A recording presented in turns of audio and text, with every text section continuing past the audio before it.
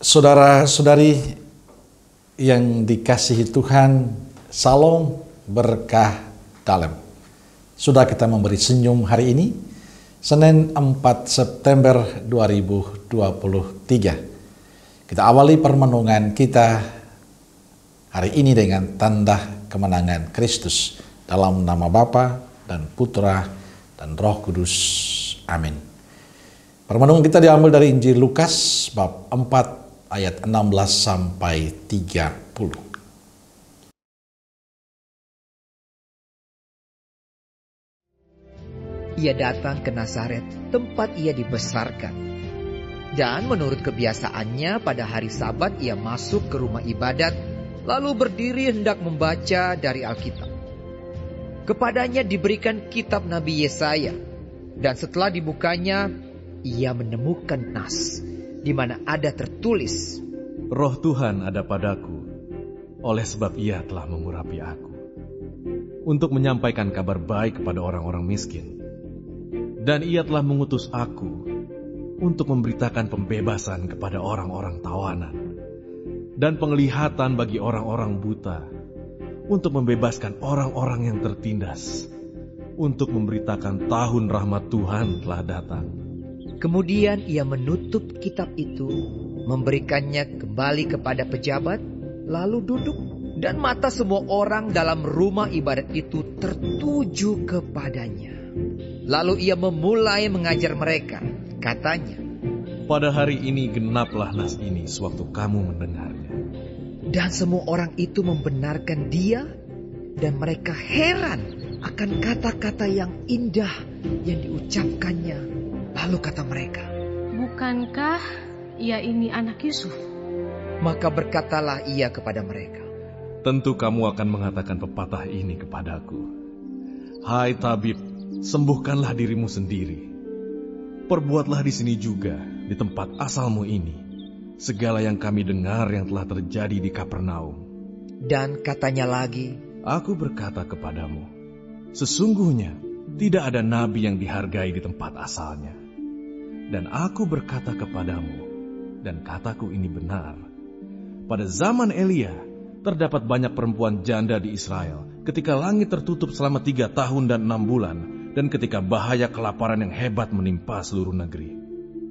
Tetapi Elia diutus bukan kepada salah seorang dari mereka, melainkan kepada seorang perempuan janda di Sarfat, di tanah Sidon.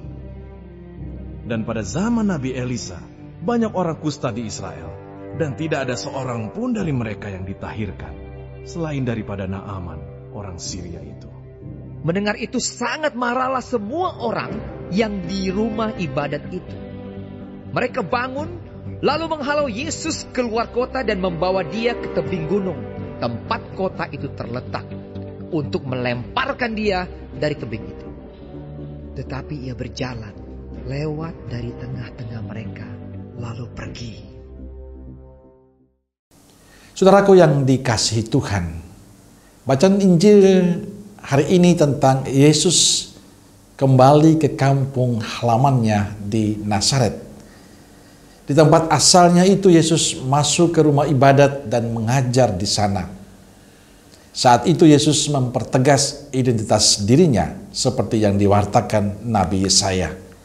Roh Tuhan ada padaku, sebab aku diurapinya untuk menyampaikan kabar baik kepada orang-orang miskin.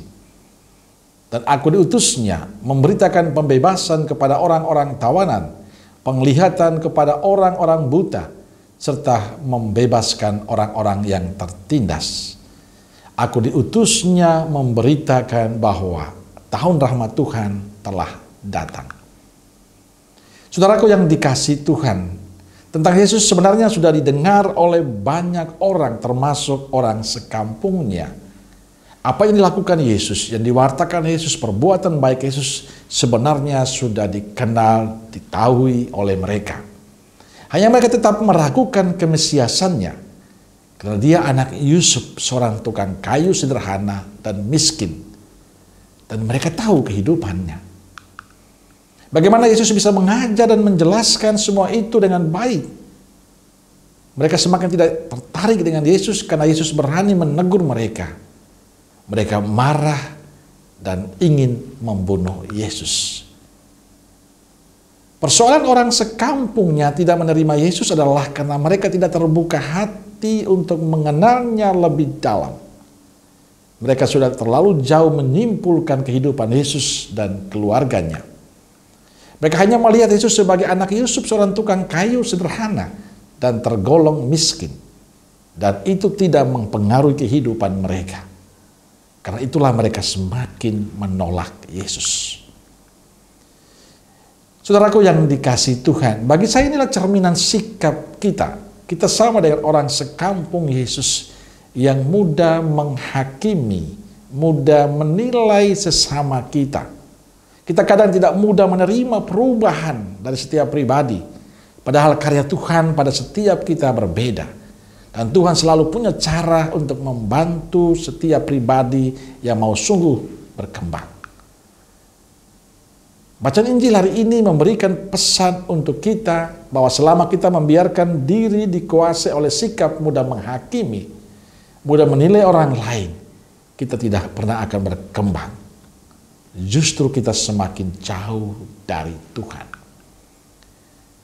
Sabda Tuhan hari ini mengajak kita untuk mensyukuri karya Allah dalam setiap kehidupan kita. Allah selalu punya cara untuk memberikan berkat pada semua orang. Mungkin bagi kita mustahil, apalagi kita tahu sejarahnya dan latar belakang kehidupannya.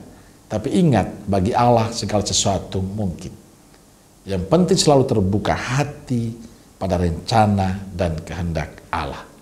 Dan ingat, Allah selalu punya cara tersendiri untuk setiap pribadi kita. Selama kita terbuka pada Tuhan, Tuhan senantiasa memberkati kita. Amin. Semoga Allah yang Maha Kasih memberkati saudaraku sekalian, Bapa, Putra, dan Roh Kudus. Amin. Keluarga Kudus Nazaret, doakanlah kami. Amin. Berkah dalam.